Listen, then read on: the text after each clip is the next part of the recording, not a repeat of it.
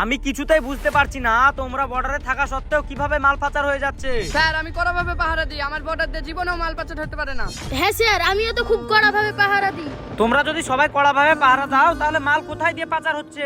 Sir আমি আজকে কথা দিচ্ছি, আজকে আতঙ্কবাদী ধরেই ছাড়বো। ঠিক আছে, কথাটা যেন মনে থাকে, তাড়াতাড়ি যাও। ঠিক আছে স্যার, গেলাম তাহলে।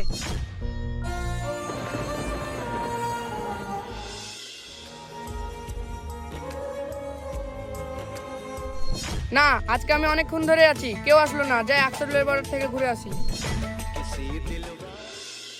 আরে আজকে শেয়ারের চাপ আছে আর আজকেই ওরা লেট করছে। কি ব্যাপার? ফৌজি মনে হচ্ছে আজকে আমার লেগে অপেক্ষা করছে। ও এই ব্যাপার, এক্ষুনি যে আমি স্যারকে ডেকে নিয়ে আসি। আরে সেরকম কিছু ব্যাপার না, আজকে শেয়ারের কড়া চাপ আছে। ও তাই নাকি? ওই ব্যাগটা দে, তোরা তিনজন চলে যা। ঠিক আছে সর্দার, চলে গেলাম।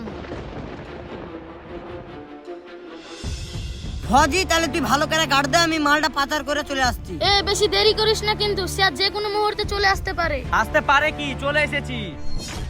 আরে স্যার, স্যার আমি কিছু করিনি।